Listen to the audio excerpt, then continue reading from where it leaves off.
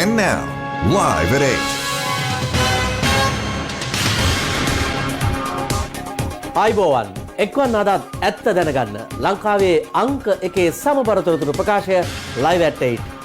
අදත් ඔබ හමුවන මම සජිත් රණසිංහ. මම චවිකා ගුණසේකර. මුල් අවධානය දවසේ ප්‍රධාන පුවත් සිරස්තල.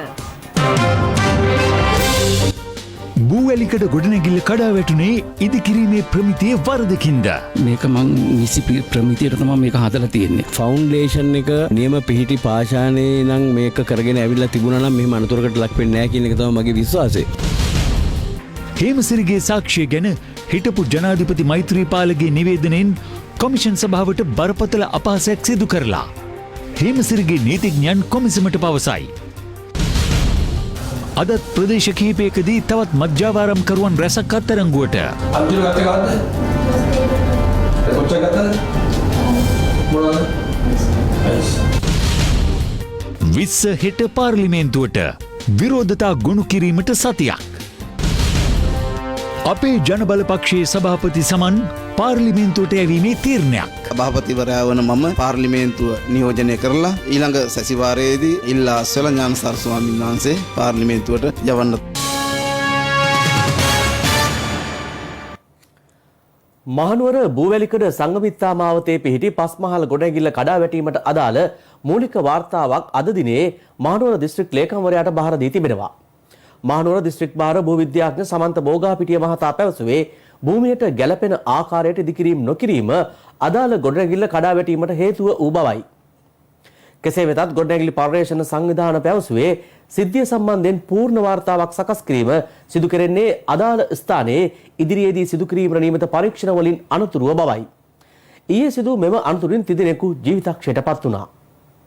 මහනුවර බූවැලිකඩ ප්‍රදේශයේ සංගමිත්තා මාවතේ පිහිටි පස්මහල් ගොඩනැගිල්ල ගිලා වැස කඩා වැටීමට හේතුව නායාමක් නොවන බව ජාතික ගොඩනැගිලි පර්යේෂණ සංවිධානය පවසනවා. එම සංවිධානය පැවසුවේ ගොඩනැගිල්ලේ අත්තිවාර මහා ව්‍යුහයේ ප්‍රමිතිය මෙන්ම භූමියට නොගැලපෙන ඉදිකිරීමක් හේතුවෙන් මෙම ගිලා බැස්ම සිදුවන්නට ඇති බවට අනුමාන කරන බවයි. එම භූමියට නොගැලපෙන තවත් එවැනි ඉදිකිරීම් ඇද්ද යන්න සොයා බැලීම සඳහා ජාතික ගොඩනැගිලි පර්යේෂණ සංවිධානයේ අවධානය යොමු තිබෙනවා. කෙසේ වෙතත් අදාළ ගොඩනැගිල්ල කඩා වැටීමත් සමග ඒ අවට නිවාස 4ක පුද්ගලයන් 20 දෙනෙකු පමණ ආරක්ෂිත ස්ථාන වෙත යොමු කළ බවයි ගොඩනැගිලි පර්යේෂණ සංවිධානය පැවසුවේ. මේ අතර පේරාදෙණිය විශ්වවිද්‍යාලයේ භූවිද්‍යා අංශයේ ජ්‍යෙෂ්ඨ මහාචාර්ය අතුල සේනාරත්න මහතාද අද එම ස්ථානය නිරීක්ෂණය කළා. මෙතන පරණ කඳුරක් මේ කඳුර කලින් ජලය ගලා ගිය කඳුරක්. නමුත් කාලෙකින් මම හිතන්නේ මේක අවහිර වෙලා තිබිලා තියෙනවා. ඒ වගේම තමයි මේ පළාතේ නමින්ම කියවෙන පරිදි මේක බූවැලිකඩ මේකේ බූවැල්ල උඩ තමයි මේ නිර්මාණය කරලා තියෙන්නේ. මේ ගෙවල් හදලා තියෙන්නේ. නමුත් ඇත්තෙන්ම පාදම ෆවුන්ඩේෂන් එක නියම පිහිටි පාෂාණේ නම් මේක කරගෙන ඇවිල්ලා තිබුණා නම් මෙහෙම අනතුරකට ලක් වෙන්නේ නැහැ කියන එක තමයි මගේ විශ්වාසය.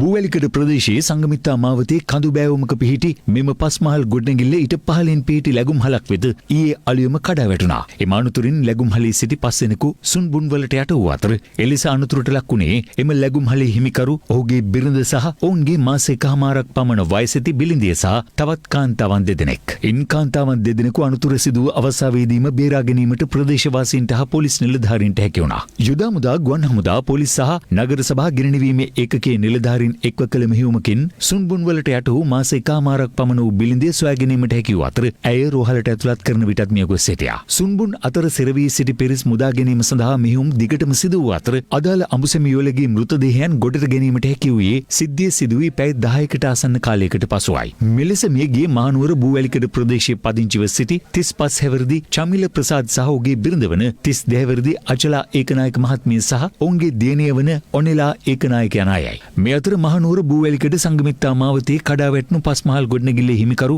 එම අනතුර සිදුවීමට මොහොතකට පෙර සිය පවුලේ සමාජිකයන් සහ ගෙදර සිටි සුනකැන්ද රැගෙන නිවසින් පිටව ගොස් ඇති බවට වාර්තා වුණා. අපි මේ කවදාකවත් පලා ගිහින් නැහැ මෙතනින්. අපි තාමත් මෙතන මම ඉන්නෙත් මේ අල්ලපු ගෙදරට මම පැනගත්ත ඒ වෙලාවෙම ඒ ස්ථානේ තාමත් මෙතන රැඳී ඉන්නේ. මේ ඇඳිවත පමණයි අපි අරගෙන පැන්නේ එළියට. ඉතින් මෙහෙම අපිට අභූත චෝදනා එල්ල කරන එක හරීම කනකාටුදායක සිද්ධියක්. එදා වෙච්ච සිද්ධිය පොඩ්ඩක් අපිට කියන්න මේ ඔබතුමාලා නිදාගත්තේ කීයටද ඊට පස්සේ මොකද? මගේ දුව මේ පාර A level කරනවා. A level කරන ඉඳලා අපි එකමාර වෙනකම් පාන්දර එයා පාඩම් කරා. අපි කට්ටිය ඔක්කොම එයා පාඩම් කරන තැන ඉඳගෙන හිටියා. ඉඳලා වරලා අපි එකමාරට විතර නිදාගන්න ගියා. නිදාගන්න ගිහලා පාන්දර 4යි කාලට විතර අපිට ඇහුණා දඩස් ගල සද්දක්. අල්ලපු ගෙදරින් අපිට කිව්වා ඒගොල්ලන් ටෝච් ගහලා හිටියා අපේ පැත්තට. පිටිපස්සේ ගෙදරින් සමරසිංහ කියලා එයා කිව්වා එකපාරටම මිස්ලේව්ගේ ඔබතුමාගේ ගේ පුපුරනවා කියලා. කියපු ගමන්ම අපි ටක් ගාලා එළියට එනකොට එළියට එන්න බෑ. ගේ ඇතුළේ ටයිල් ඔක්කොම ඉස්සිලා.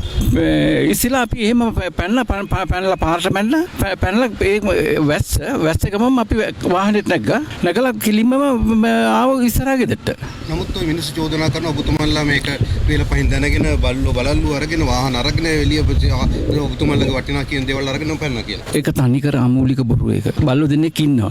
ඒ දෙන්න උන් පැනගෙන තිබ්බ පාරට අන්තිමට STF එකෙන් දවල් 1:00 විතර තමයි බල්ලෝ බෝක්කුවක් අස්සේ ඉඳලා අරන් දුන්නේ. තවත් චෝදනාවක් තියෙන ඔබතුමාට මේක නිසි ප්‍රමිතියකින් තොරව අනවසර මේක මම නිසි ප්‍රමිතියට තමයි මේක හදලා තියෙන්නේ. මේක තට්ටු පහක මගේ නිවස පදිංචි නිවස මම මේක. අපි මේ ගෙදර හැදුවේ 2006. ඒ හදනකොට ඒ වෙනකොට ගන්න ඕනේ හැම අනුමැතියක්ම අපි අරගෙන තිබුණේ. එහෙම වාහනේ යතුරු ගත්තා, වාහනේ ස්ටාර්ට් කරා, රිවර්ස් කරද්දි පාරයි ගෙදර යතුරු ગેප් එකක් තිබ්බා. අම්මිලා අප්පච්චිලා ඔක්කොම වාහනේට දාගත්තා. එහෙම එතන ඉන්න බෑ. මොකද අපි දන්නේ නැහැ කොතනින් කොහොම කඩාගෙන යයිද කියන එක.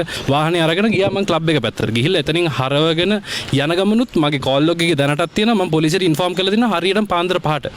මේ අතර සිද්ධිය සම්බන්ධයෙන් අදාළ නිවසේ හිමිකරුගෙන් අද දිනේ ප්‍රකාශය සටහන් කරගෙන ඇති බව පොලිසිය පැවසුවා. කෙසේ වෙතත් අදාළ ගොඩනැගිල්ල කඩාවැටීම හේතුවෙන් ජීවිතක්ෂයට පත්වන්ගේ පාර්ශ්වය පවසන්නේ සිද්ධිය සම්බන්ධයෙන් පරීක්ෂණයක් සිදු කර තම පාර්ශ්වයට සාධාරණයක් ඉටු කරන ලෙසයි. එයාලට පොඩ්ඩක් හරි දැනුවත් කරන්න දීපනේ මගේ බාප්පලාට ඒක. එනං එයාලා පොඩි එකාලත් එක්කමලා ඉගෙන යනවනේ නිකන් හරි මේකට හරියනවා. ඒ බිල්ඩින් එකට තට්ටු දෙකක් හදන්න කියලා එයාලා තට්ටු 5ක් කරලාද. එතන අද ඇත්තටම අපි දැකලා තියෙනවා නිකන් කණු ටිකකින් හිටවලා තිබ්බේ යට නිකන් පස් කොටක් තිබ්බේ කියලා. ඒ විතරයි සාධාරණයක් කරන්න කියලා කියනවා. මේ අතර මහනුවර නාගරික කොමසාරිස් චන්දන තෙන්නකෝන් මහතා පවසන්නේ මෙම ප්‍රදේශයේ නායාමට හැකි ප්‍රදේශයක් ලෙස ගැසට් කර තිබූ බවයි.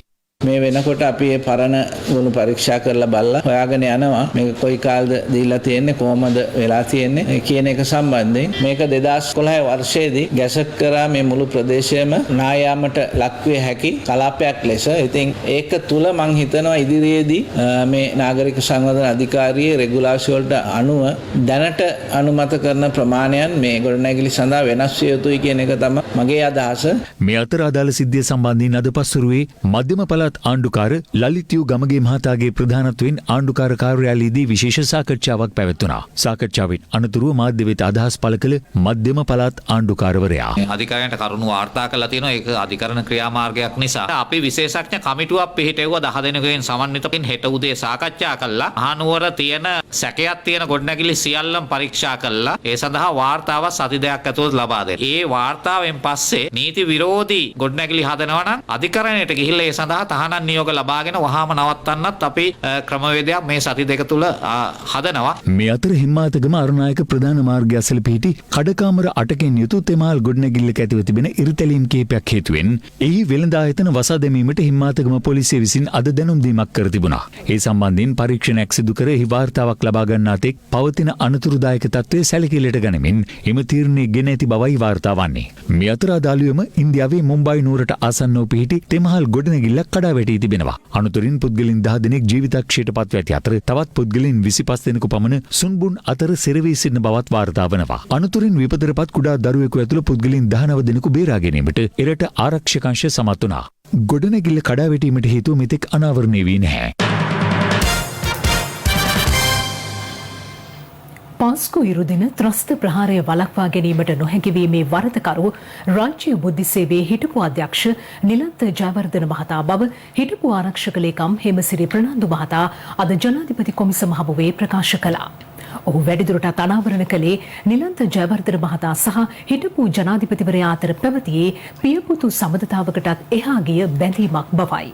මේ අතර පාස්කු ඉරිදා දින බෝම්බ ප්‍රහාරය පිළිබඳ විමර්ශනය කරන ජනාධිපති පරීක්ෂණ කොමිෂන් සභාව හමුවේ හිටපු ආරක්ෂක ලේකම් හෙමසිරි ප්‍රනාන්දු මහතා ලබා දුන් සාක්ෂි නිවැරදි නොවන බව සඳහන් කරමින් මාධ්‍ය නිවේදනයක් නිකුත් කිරීම හරහා හිටපු ජනාධිපති මෛත්‍රීපාල සිරිසේන මහතා කොමිෂන් සභාවට බරපතල අපහාසයක් සිදු කර ඇති බව හෙමසිරි ප්‍රනාන්දු මහතා වෙනුවෙන් පෙනී සිටින නීතිඥ දිල්ෂාන් ජයසූරිය මහතා පෙන්වා දුන්නා. පාස්කු ප්‍රහාරය සම්බන්ධයෙන් විමර්ශනය කරන ජනාධිපති කොමිෂන් සභාව හමුවේ 5 වන දිනටත් හිටපු ආරක්ෂක ලේකම් හේමසිරි ප්‍රනාන්දු මහතා අද සාක්ෂි ලබා දුන්නා. එහිදී හිටපු ආරක්ෂක ලේකම් හේමසිරි ප්‍රනාන්දු මහතා වෙනුවෙන් පෙනී සිටින නීතිඥ දිල්ෂාන් ජයසූරිය මහතා කොමිසම හමුවේ සඳහන් කර සිටියේ කොමිසම හමුවේ සාක්ෂි ලබා දෙමින් සිටින තම සේවාදායකයාට එරෙහිව ඊයේ දින හිටපු ජනාධිපතිවරයාගේ මාධ්‍යංශය නිකුත් කළ නිවේදනය කෙරෙහි අවධානය යොමු කරන ලෙසයි.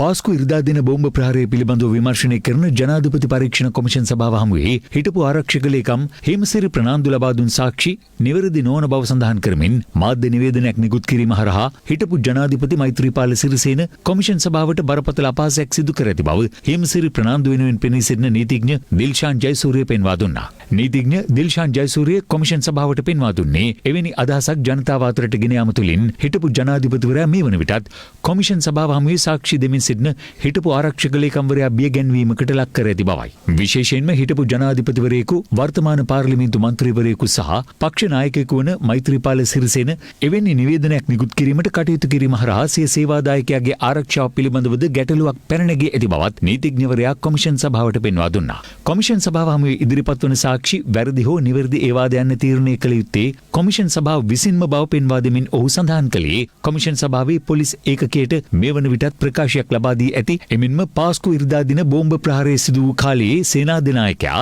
ආරක්ෂක අමාත්‍යවරයා සහ පොලිසිය භාර අමාත්‍යවරයා වන මෛත්‍රීපාල සිරිසේන මහතා මේ ආකාරයෙන් කොමිෂන් සභාවේ කටයුතු සම්බන්ධයෙන් මාධ්‍ය නිවේදන නිකුත් කිරීම ඉතාමත් බරපතල වැරදි පූර්වාදර්ශයක් බවයි. මේ ආකාරයෙන් බාහිර පුද්ගලින් අධිකරණ ක්‍රියාවලීන් පිළිබඳව මාධ්‍ය නිවේදන නිකුත් කිරීමෙන් ඉදිරියේදී පත් කරන කොමිෂන් සභාවලට මෙන්ම මෙම කොමිෂන් සභාවේ ඉදිරි කටයුතු වලටත් විශාල බාධාවක් සේම සාක්ෂිකරුවන්ද සත්‍ය හෙළි කිරීමට බියවිය හැකි බවත් පෙන්වා දෙනවා. විශේෂයෙන්ම හිටපු ජනාධිපතිවරයා වෙනුවෙන් පෙනී සිටින නීතිඥවරුන්ට ප්‍රනාන්දු මහතාගෙන් හරස් ප්‍රශ්න ඇසීමට අවස්ථාව කොමිෂන් සභාව විසින් ලබා දී තිබියදීත් මේ ආකාරයෙන් කටයුතු කිරීම ඉතාමත් භයානක බව ඔහු වැඩිදුරටත් සඳහන් කළා. එමෙන්ම අධිකරණ ක්‍රියාවලීන්ට අපහසු වන ආකාරයේ මෙවැනි ප්‍රකාශ පාර්ලිමේන්තුව තුළදී හෝ සිදු නොවන බවයි ඔහු පෙන්වා දුන්නේ. එම නිසා මෙහි ඇති බරපතල බව සලකා අදාළ මාධ්‍ය නිවේදන නිකුත් කළ මෛත්‍රීපාල සිරිසේන මහතාගේ පෞද්ගලික ලේකම්වරයෙකු බව කියන සමීරද සිල්වා නම් පුද්ගලයා කොමිෂන් සභාව හමුවට කැඳවා ඔහුට විරුද්ධව අධිකරණයට අපහාස කිරීමේ චෝදනා යටතේ කටයුතු නොකළ යුත්තේ මන්ද යන්න පිළිබඳව නිදහසට කරුණු විමසන ලෙසත් ඔහු කොමිෂන් සභාවෙන් ඉල්ලා සිටියා. එමෙන්ම සිය සේවාදායකයා වන හේමසිරි ප්‍රනාන්දු මහතාගේ ආරක්ෂාව පිළිබඳව ගත හැකි පියවරද ගන්නා ලෙසටද ඔහු කොමිෂන් සභාවෙන් ඉල්ලීමක් කළා. මේ සම්බන්ධයෙන් යමක් පැවසීමට ඇද්දැයි හිටපු ජනාධිපතිවරයා වෙනුවෙන් පෙනී සිටින නීතිඥවරයාගෙන් කොමිෂන් සභාව විමසූ අවස්ථාවේ ඔහු සඳහන් කළේ මේ පිළිබඳව ඔහුට සිය සේවාදායකයාගෙන් උපදෙස් ලැබී නොමැති බවයි. ඒ අනුව ඒ සම්බන්ධයෙන් සිරිසේන මහතාගේ පාර්ශ්වයෙන් යමක් පැවසීමට ඇතනම් ඒ හෙට දින කොමිෂන් සභාව හමුවට ඉදිරිපත් කරන ලෙසත් කොමිෂන් සභාවේ සභාපති විනිසුරුවරයා නියෝග කළා. එමෙන්ම හෙට දිනේදී හේමසිරි ප්‍රනාන්දුගේ සාක්ෂි විමසන රජයේ අතිරේක සොලිසිටර් ජනරාල්වරියද ඒ පිළිබඳව කරුණු දැක්වීමට බලාපොරොත්තු වන බව කොමිෂන් සභාවට දැනුම් දුන්නා. පාස්කු ප්‍රහාරයේ කුණු තමන් බහර නොගන්නා බව විපක්ෂ නායක සජිත් ප්‍රේමදාස මහතා පවසනවා. බෙන්තොට ශ්‍රී ධම්මාරාම විහාරස්ථානයේ විහාරාධිපති පූජ්‍ය පරේගම චන්ද්‍රාලෝක හිමියන් බෑතුටු අවස්ථාවේ විපක්ෂ නායකවරයා සඳහන් කළේ පසුගිය යහපාලන රජයේ සමයේ තමන්ට අග්‍රාමාත්‍ය ධූරය බාරගන්නයි 71 වතාවක් ආරාධනා කළ බවයි. මට කිව්ව 71 වතාවක්. ඒකවල දෙන්නේ කියලා. ඔව් ලියලා තියාගන්න දිනත් එක්ක. ඔක්තෝබර් 26 ඉස්සෙල්ලා 10 වතාවක් කිව්වා. ඊට පස්සේ කිව්ව 61 වතාවක්. යසුරි කන්තුමාට කිව්වා මොකද වෙන්නේ කියලා. ප්‍රතිපත්තිකරුකෝ මේකට යමුන්නේ. ඒක අර ගෝරිය වෙලාවෙ නිකන් ගිහින් ජනාධිපතිතුමාට මේක බේරන්න කතා කරාම එනි කියන සංහිතමකමක් කරන්නේ. තත්කාලකම කොහොමද? ඔය තිබුණු විරසක භාවය නිසා තමයි අඩුපාඩුකම් සිද්ධ වෙන්නේ. ඒක රුවන් මාත්‍යගේ සාකච්ඡා කරන්නේ. මම කියලා තුනනේ සාකච්ඡාවකට වගේ නිකන් අදහසක් දෙන්න. අදහසක් නේ. එයාගේ අදහස. වැඩි තියෙන්නේ මේ මාසුකු ප්‍රහාරයේ මේ මහ බැංකුවේ කුණු බන්දල් දෙකක් මාර්ගකට යනවා. ඒ වගේ නෝතින් අපි පුදුලම හිටිලා. දැන් රටේ ආණ්ඩු බලය මේ පක්ෂයේ බලය බාර දීලා තියෙන්නේ අලුතෙන්ම බිහිවු පක්ෂපාත ගමන් මාර්ගයේ ඒ ලක්ෂ 49000ක වේද දුන්නා ඡන්දය ජාතික පක්ෂය අපේ සිදු කීප දෙනා හැර අනිත් 2 ලක්ෂ 40000කින් අපි කිසි ගැටලුවක් නාම යෝජනා දුන්නේ ඉතින් අන්තිම මොහොතේ එතකන් හැද කල්නරුවා එතකොට ඉන්නවා මේ පොඩි අධිකාරි මණ්ඩලය රැස් වෙනවා රෑ 12 වෙනකම් කතා කරනවා අනිත් තව දවස් දෙනනේ දැන් මේ මරිගම කරනවනේ දැනට නායකපත් කරන්න මම නම් ඕවා ගැන හිතන්නේ නැහැ අපි මේ ගමන සත්‍යවත් කරගෙන යනවා මේ හැමෝටම පුළුවන් අපිට කිව්වා අනාගත පරපුර අධ්‍යාපනය තුළ අතරමං නොවනු පිණිස පෙරපාසලේ සිට උසස් අධ්‍යාපනය දක්වා සමස්ත ක්‍රියාදාමය ආවරණය කෙරෙන සැලැස්මක් සකස් කොට ක්‍රියාත්මක කිරීම රජයේ ප්‍රමුඛ අරමුණ බව ජනාධිපති ගෝඨාභය රාජපක්ෂ මහතා පවසනවා. එතුමා මේ බව ප්‍රකාශ කළේ අද ජනාධිපති කාර්යාලයේ පැවති සාකච්ඡාවකට සහභාගී වෙමින්. කාන්තා හා ළමා සංවර්ධන පෙරපාසල් හා ප්‍රාථමික අධ්‍යාපන පාසල් යටිතල පහසුකම් සහ අධ්‍යාපන සේවා රාජ්‍ය අමාත්‍යාංශයේ ඉදිරි සැලසුම් පිළිබඳ සාකච්ඡාවක් අද දහවල් ජනාධිපතිතුමාගේ ප්‍රධානත්වයෙන් ජනාධිපති කාර්යාලයේදී පැවැත්වුණා. පෙරපාසල් අධ්‍යාපනය පිළිබඳ මෙතෙක් නිසි අධ්‍යයනයක් හෝ නියාමනයක් හෝ නොතිබූ බැවින් ළමා අධ්‍යාපනය පිළිබඳ විශේෂඥයින්ගේ සහයගෙන විධිමත් වැඩපිළිවෙලක් සකස් කර ඇති බව ජනාධිපතිතුමා මෙහිදී සඳහන් කළා. නිදහස් මනසකින් අධ්‍යාපනය ලැබීමේ පසුබිම දරුවාට සකස් කරදීම සහ දරුවා නිරන්තරයෙන් ඇගීම දෙමාපියන්ගේ සහ ගුරුවරුන්ගේ වගකීම් බවත් මුදල් අය නොකරන පෙරපාසැල්වල ගුරුවරුන්ට දීමනාවක් ගෙවීමටද මෙහිදී අවධානය යොමු වුණා. ඔවුන් අපහසාවයට පත් නොවන ආකාරයෙන් නියාමනය සහ පුහුණුව තවත් ඉලක්කයක් බවත් පෙරපාසැල් දරුවන්ට පූර්ණ කුසලතා සංවර්ධනයට දේශීයව නිෂ්පාදිත උපාංග කට්ටලයක් ලබා දීමටත් සැලසුම් කළ බව ජනාධිපතිතුමා මෙහිදී ප්‍රකාශ කළා. දිවයිනේ සියලු පාසල් සතු සම්පත් හඳුනාගෙන නිසි ලෙස කළමනාකරණය නිලධාරීන්ගේ සහ බලධාරීන්ගේ ප්‍රධානතම වගකීමක් බවයි ජනාධිපතිතුමා වැඩිදුරටත් අවධාරණය කළේ. ජාතික සහ පළාත් පාසල්වල වගකීම් භාර නිලධාරීන් කාර්යාලවලට සීමා නොවී පාසල් වෙත ගොස් ගැටලු හඳුනාගෙන විසඳුම් දිය යුතු බවත් මෙහිදී අවධාරණය කළ ජනාධිපතිතුමා ගුරුවරුන් අධ්‍යාපන කාර්යාල වෙත එනවා වෙනුවට නිලධාරීන් පාසලට ගොස් ගුරු ගැටලුවලට විසඳුම් දීමේ ක්‍රමයක අවශ්‍යතාව ජනාධිපතිතුමා මෙහිදී පෙන්වා දුන්නා. සිය වෘත්තියට අදාළ විවිධ අවශ්‍යතා සඳහා කලාප කාර්යාලය වෙත යන ගුරුවරුන්ට විදීමට සිදුවන ගැහැට පිළිබඳ කනගාටුව පළ කළ ආර්ථික පුනර්ජීවය පිළිබඳ ජනාධිපති කාර්ය සාධක බලකායේ ප්‍රධානී බැසිල් රාජපක්ෂ මහතා නිලධාරීන් ගුරුවරුන්ගේ ගැටලු විසඳීමට සහාය විය යුතු බවත් පැවසුවා. සියලු පාසල්වල පානීය ජල සහ සනීපාරක්ෂක අවශ්‍යතා කෙටි කාලයක් තුළ සම්පූර්ණ කිරීමේ අවශ්‍යතාව බැසිල් රාජපක්ෂ මහතා මෙහිදී අවධාරණය කළා.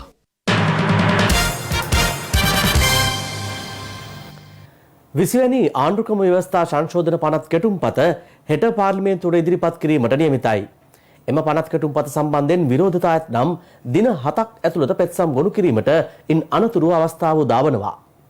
නව ආණ්ඩුක්‍රම ව්‍යවස්ථාවක් සම්බන්ධයෙන් වත්මන් ආණ්ඩුව බලයට පත්වීමට පෙර සිටම අවධානය යොමු කෙරුණා. ඒ අනුව 19 වෙනි ව්‍යවස්ථා සංශෝධනයේ පැවති ඇතැම් කරුණු ඉවත් කරමින් 20 වෙනි ව්‍යවස්ථා සංශෝධනයේ පසුගියදා ගැසට් කෙරුණු අතර එම පනත් කෙටුම්පත හෙට දිනේදී පාර්ලිමේන්තුවට ඉදිරිපත් කිරීමට නියමිතයි. පාර්ලිමේන්තුවට ඉදිරිපත් කිරීමෙන් අනතුරුව ඊට එරෙහිව පෙත්සම් ගොනු කිරීමේ අවස්ථාව පුරවැසියන්ට හිමි වනවා. නව ව්‍යවස්ථා සංශෝධන කෙටුම්පත් සම්බන්ධයෙන් යම් විරෝධතාවක් වෙතොත් හෙට දිනෙන් පසු දින 7ක් ඇතුළත ශ්‍රේෂ්ඨාධිකරණය හමුවේ පෙත්සම් ගොනු කළ හැකියි. විරෝධතාවක් ඉදිරිපත් නොවන්නේ නම් එම දින 7න් පසු පාර්ලිමේන්තුව තුළ දෙවන වර කියවීමට අවස්ථාව හිමි වනවා. ව්‍යවස්ථා සංශෝධන පනත් කෙටුම්පත අභියෝගයට ලක් කරමින් පෙත්සමක් ඉදිරිපත් වන්නේ නම් පෙත්සම ඉදිරිපත් වූ දින සිට දින 21ක් ඇතුළත ශ්‍රේෂ්ඨාධිකරණයේ සේ තීරණය දැනුම් දිය යුතුයි. එම කාලය තුළ පනත් කෙටුම්පත සම්බන්ධයෙන් කිසිදු තීරණයක් ගැනීමට පාර්ලිමේන්තුවට අවස්ථාව හිමි වන්නේ නැහැ. මේ අතර 20 වන සංශෝධනය සම්බන්ධයෙන් ඉදිරි පියවර ගැනීම සඳහා සමගි ජනබලවේගය 11 දිනකගෙන් යුත් කමිටුවක් පත් කර තිබෙනවා. එම පක්ෂයේ නායක සජිත් ප්‍රේමදාස මහතාගේ ප්‍රධානත්වයෙන් අද පාර්ලිමේන්තු සංකීර්ණයේ පැවති කණ්ඩායම් රැස්වීමේදී එම කමිටුවේ සමාජිකයන් ලෙස රාජිත සේනාරත්න, සරත් ෆොන්සේකා, කබීර් හෂිම්, මනෝ ගණේෂන්, ඉරාන් වික්‍රමරත්න, එමිතියස් බාකිර් මාකර්, ලක්ෂ්මන් කිරියල්ල, හර්ෂද සිල්වා, රංජිත් මද්දුම බණ්ඩාර, සුරේන්ද්‍ර ප්‍රනාන්දු සහ ශිරාල් ලක්තිලක යන මහත්වරුන් පත් කර තිබෙනවා. මේ රටේ ඉන්න ජනාධිපතිවරයා සහ අගමැතිවරයා කියන සහෝදරයෝ. ඉතින් සහෝදරයෝ දෙන්නට විශ්වාසයකින් වැඩ කරන්න බැයි නම් ජනාධිපති සහෝදරයා අගමැති සහෝදරයාට බලතල නොදී සියලු බලතල තමන් රටා ඒකරාශී කරන සංශෝධනයක් ගේනවා නම් ඉතින් එතන තියෙන්නේ මහා භයානක තත්ත්වයක්. මේ දැන් මේ ඇවිල්ලා අවුරුද්දක් ලං වෙනවා. පොල් ගෙඩියක් ගන්න නැහැ මිනිස්සුන්ට. කහ නැහැ. ඉතින් ඕකට උත්තර දෙන්න නැතුව ඔච්චර බලය තියෙනවානේ දැන් 20න් එහා දැනටම තියෙනවානේ. ඕක තියාගෙන මිනිස්සුන්ට තියෙන ප්‍රශ්න විසඳන්න නැතුව 20 කියලා මිනිස්සුන්ගේ ඔළුව නරක් කරන්න බලන්න. දැන් මේ තියෙන බලය එක්ක යමක් කරන්නකෝ. 20 නෙවෙයි තවත් එහාට බලය දෙන්න ඕන මිනිහෙක් ලෑස්ති. හැබැයි මේ අවුරුද්ද තුල මොන රෙද්දක්ද කරලා තියෙන්නේ. වැඩි බලයක් තියෙන ආණ්ඩුවට. මේක පරද්දන්න පුළුවන්. ආණ්ඩුවට වැඩි බලයක් තියෙන පතාව නෙමෙයි මෙතන තියෙන්නේ. මම දකින්නේ. තාමත්ම ගැතිකම් කරන කණ්ඩායමක් ආණ්ඩුව වශයෙන් ඉන්න එකයි ප්‍රශ්නේ තියෙන්නේ. ඒ ගැතිකම් කරන කණ්ඩායමට අමතක වෙලා තියෙනවා ඒගොල්ලන්ට ඡන්දෙ දුන්නේ රටේ ජනතාව කියලා. ඒගොල්ලෝ හිතනවා රටේ ඡන්ද වැඩිපුර දුන්නාම ජනතාව ඕනම දෙයක් රටේ කරන්න පුළුවන් කියලා. දැන් මේනොට පොල් මිල, කහ මිල සම්බන්ධයෙන් මොකද හිතෙන්නේ? අනේ අපොයි රටට වෙච්ච දෙයක්. අනේ අපොයි මෙහෙම බොරු කියන පට්ටපල් බොරු කියන බේගල් ඇදබාන ඇමතිවරු ටිකක් බල්දුන ගුණවර්ධන මැතිතුමා ආර්ථිකය ගැන පර්යේෂණද මොකද්ද කියලා ඒකකයක් හදාගෙන මේ රටේ ජනතාව කොච්චර මුලා කරාද කියලා. එකපාරක් මම දැක්ක පොල් ගෙඩි තුනකුත් අරගෙන ඇවිල්ලා පොල් ගෙඩි කරකෝ කියනවා එක කතන්දර. අද අහපුවම එතුමා කියනවා මට ප්‍රතිහාරය කරන්න බෑ මේකේ කියලා කියනවා. ඇඳුමක් ඇඳගෙනද ඔය කියන්නේ? 20වෙනි ව්‍යවස්ථා සංශෝධනය සම්බන්ධයෙන් අදත් පක්ෂ විපක්ෂ දේශපාලනඥයින් දේශපාලන වේදිකාවේ පළ කළ අදහස් කිහිපයක් දැන්. එට අපි පාර්ලිමේන්තුවට ඉදිරිපත් කරනවා ශ්‍රී ලංකා ආණ්ඩු ක්‍රම ව්‍යවස්ථාවට 20 වන සංශෝධන. යහපාලන යුගයේ 19 වන සංශෝධනයේ රාමුව තුල මොකක්ද මේ රටට වුනේ? මේ රටේ ආණ්ඩුවක් තිබුණේ නැහැ. ලක්ෂ 69ක ජනවරමක් ලැබුණා කියලා. මේ ජනමතය අපහරණය කරන්න බෑ. ඉදහස් විගණන කොමිසමක් මේ රටේ 19න් ස්ථාපිත වුණා. මහින්ද රාජපක්ෂ මහත්තයත් එක්ක ඒ කාලේ පාදයාත්‍රා ගියේ, රෝද යාත්‍රා ගියේ, ජනഘോഷා කරේ. අපි එහෙම කළා එදා ජේ.ආර්.ගේ ව්‍යවස්ථාවට විරුද්ධව අපි සටන් කරලා ලබාගත්ත නිදහස මේ ශීලාචාර සමාජයකට අපි 19+19න් එහාට ගිය ව්‍යවස්ථාවක් තමයි අපට ඕනේ. එක්සත් ජාතික පක්ෂ ආණ්ඩුව තියෙන කාලේ අවුරුදු 4මාරක් ව්‍යවස්ථාදායක මණ්ඩලයක් බවට පාර්ලිමේන්තුව පත් කරලා අලුත් ව්‍යවස්ථාවක් සම්පාදනය සඳහා කාලය ගත්තා. හැබැයි අවසානයේ ප්‍රතිඵලයක් නැති වුණා. මේ 19 තිබිච්ච 20 තුල නොමැති කාරණා පිළිබඳ විවේචනයක් එල්ල කරන විපක්ෂය තේරුම් ගන්න ඕනි. 20 වෙනි සංශෝධනය අරගෙන එන්නේ ඔවුන්ව පරාජය කරලා රටේ ජනතාව ඡන්දෙ දීලා ගෝඨාභය රාජපක්ෂ මහත්තයාට අනුමැතිය දුන්නා 19 වෙනස් කරන්නත් අලුත් ව්‍යවස්ථාවක් අරගෙන එන්නත්. 20 අරගෙන එද්දී මොනවාද බලාපොරොත්තු වෙන සංශෝධන කියන එක සම්බන්ධයෙන් පුළුවන් නම් ලිඛිතව ජනාධිපතිතුමාටත් අගමැතිතුමාටත් ලබා දෙන්න. 19 පාදු කළා 19 වහලා 19 ඉරලා දාලා 20 හදන්න සූදානම් වෙන වෙලාවක්. අපි ආණ්ඩුවට කියනවා ඉතාමත් පැහැදිලිව පාර්ලිමේන්තු මැතිවරණයේදී ජනතාව ඡන්දෙ දුන්නේ ජනතාවගේ දැවෙන ප්‍රශ්න පිළිබඳව. ඒවට තිත තියන්න. දැන් තොරතුරු දැනගැනීමේ අයිතිය ජනාධිපතිවරයාගේ දූර කාලය පාකට සීමා කිරීම ඒවා ඔක්කොම එන්නේ 19න්. අන්න ඒ වගේ 19න් එන වටිනා දේවල් අපි රැක ගන්න ඕනේ. අපිට මතකයිනේ රත්නසිරි වික්‍රමනායක මහත්තයා හිටියා, විමු ජයරත්න මහත්තයා හිටියා. අර ඉතිහාසයේ තිබුණා වගේ ජේ.ආර්. ජයවර්ධන මහත්තයා ජනාධිපති වෙනකොට ප්‍රේමදාස මහත්තයා හිටියේ නිකන් සීල් එක ගහන්න අගමැති වගේ තමයි කියලා ඒ කාලේ කතාවක් තිබුණා. 20 පිළිබඳව ඉතාම පැහැදිලිව අපි ප්‍රකාශයක් කරලා තියෙනවානේ ඒ 20 තිබුණු ආකාරයෙන්ම ඉදිරියට ගෙනියන්න කියලා. ඒක අවසානයේ තීන්දුවයි.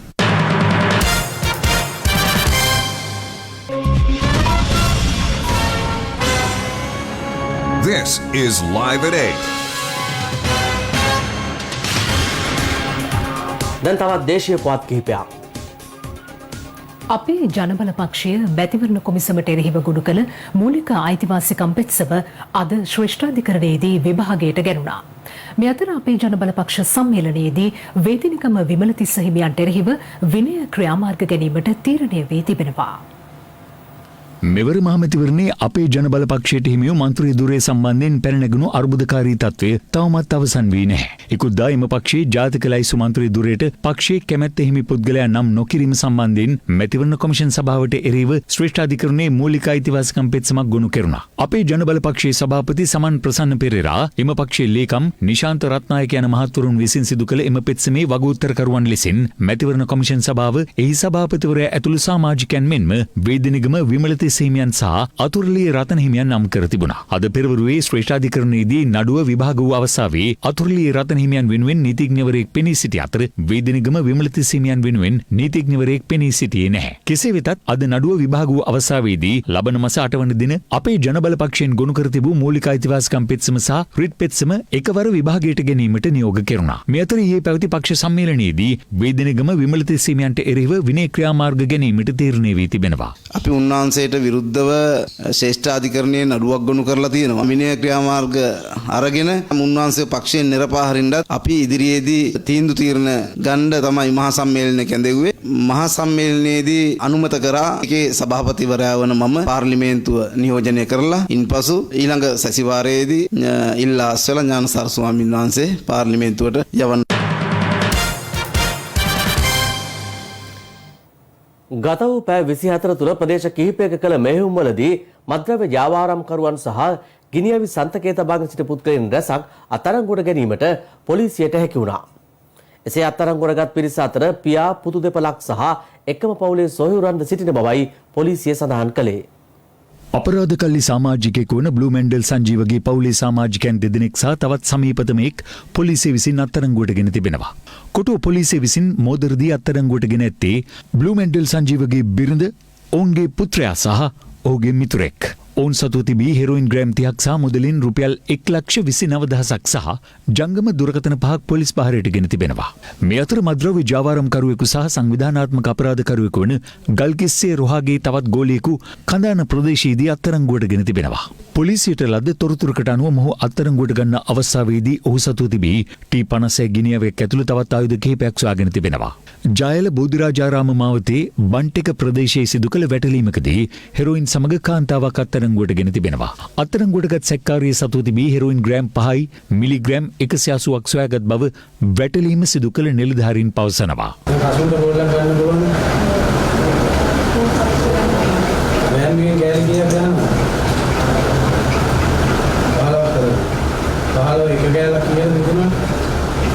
මෙලෙස අත්අඩංගුවට ගෙන ඇත්තේ 35 හැවිරිදි ඇන්ජලි දිල්හානි නොහොත් බන්ටිකේ කුඩුනෝනා ලෙස හැඳින්වෙන කාන්තාවක්. ඇය මීට පෙරද මද්ද්‍රව්‍ය ජාවාරම් සම්බන්ධයෙන් වැරදිකාරියක් වූ තැනැත්තියක් බව සිදු කළ ප්‍රශ්න කිරීම්වලදී අනාවරණය වුණා. මේ අතර බියගම පොලිසියේ නිලධාරීන් කණ්ඩායමක් බියගම උලහිටිවල ප්‍රදේශයේ නිවසක පවත්වාගෙන ගිය මද්ද්‍රව්‍ය ජාවාරමක තුරුතුරු අනාවරණය කර ගැනීමට සමත් වුණා. එහිදී කාන්තාවන් දෙදෙනෙක් අත්අඩංගුවට ගැනීමට කටයුතු කළ අතර ඔවුන් සන්තකයේ තිබී අයිස් ග්‍රෑම් 15යි මිලිග්‍රෑම් 200ක් සහ හෙරොයින් ග්‍රෑම් 5යි මිලිග්‍රෑම් 200ක් සොයාගෙනුණා. එලෙස අත්අඩංගුවටගත් ප්‍රධාන සැකකාරිය 28 හැවිරිදි වියේ පසුවන අතර අනෙක් කාන්තාවන් දෙදෙනා 25 වන වියේ පසුවන බවයි බියගම පොලිසිය සඳහන් කළේ. එන් 25 හැවිරිදි කාන්තාවක් පෑලියගොඩ ප්‍රදේශයේ මද්ද්‍රව්‍ය ජාවාරම්කාරියක් බව කියන දැනට රිමාන්ඩ් භාරයේ පසුවන කුඩු රමණි නැමැත්තියගේ දියණිය බවටයි අනාවරණය වී ඇත්තේ. ඔවුන් එම මද්ද්‍රව්‍ය ජාවාරම දැනට බන්ධනාගාරගතව පසුවන අංගොඩ සංක නැමැති මද්ද්‍රව්‍ය ජාවාරම්කරුගේ මෙහෙයවීම මත පවත්වාගෙන ගොස් ඇති බවට අනාවරණය වී තිබෙනවා. අයිස් මද්ද්‍රව්‍ය සහ කේරළ ගංජා ජාවාරමේ නිරත වූ බව කියන එකම පවුලේ සහෝදරින් දෙදෙනෙක් ගලේවල පොලිසිය මගින් අත්අඩංගුවට ගෙන තිබෙනවා. ගලේවල නාබොඩ ගහවත්ත ප්‍රදේශයේ පදිංචි එම සහෝදරියන් දෙදෙනා කලක සිට ජාවාරමේ නිරතව ඇති බවට තොරතුරු ලැබී තිබෙනවා. මේ අතර රත්නපුර පොරෝනුව ප්‍රදේශයේදී ගිනියවියක් කඩු දෙකක් උල් ආයුධයක් සහ T56 වර්ගයේ උණ්ඩ පහක් සමග පියපුතු දෙපළක් අත්අඩංගුවට ගෙන තිබෙනවා. 70 හැවිරිදි පුද්ගලයෙකු සහ 37 වන වියේ පසුවන ඔහුගේ පුත්‍රයා එලෙස අත්අඩංගුවට ගෙන ඇති බවයි පොලිසිය පැවසුවේ. රත්නපුර පොලිසිය මද්ද්‍රව්‍ය ජාවාරමේ නිරත වූ පුද්ගලයෙකු හෙරොයින් ග්‍රෑම් 11යි මිලිග්‍රෑම් 800ක් සහ රුපියල් 55,250ක් සමග අත්අඩංගුවට ගෙන තිබෙනවා. 28 හැවිරිදි අදාළ සැකකරු ඊයේ රාත්‍රියේ රත්නපුර ඔරලෝසු කනුව ආසන්නයේදී අත්අඩංගුවට ගැනීමටයි කටයුතු කර ඇත්තේ. ඔබ අලෙත් ලයිව් ඇට් 8 සමගින් පාස්කු ඉරිදින ත්‍රස්ත ප්‍රහාරය වළක්වා ගැනීමට නොහැකි වීමේ වරදකරු රාජ්‍ය බුද්ධි සේවයේ හිටපු අධ්‍යක්ෂ නිලන්ත ජයවර්ධන බව හිටපු ආරක්ෂක ලේකම් හේමසිරි ප්‍රනාන්දු මහතා අද ජනාධිපති කොමිසම හමුවේ ප්‍රකාශ කළා. ඔහු වැඩිදුරටත් අනාවරණ කළේ නිලන්ත ජයවර්ධන මහතා සහ හිටපු ජනාධිපතිවරයා අතර පැවතියේ පියපුතු සමඳතාවකටත් එහා ගිය බැඳීමක් බවයි.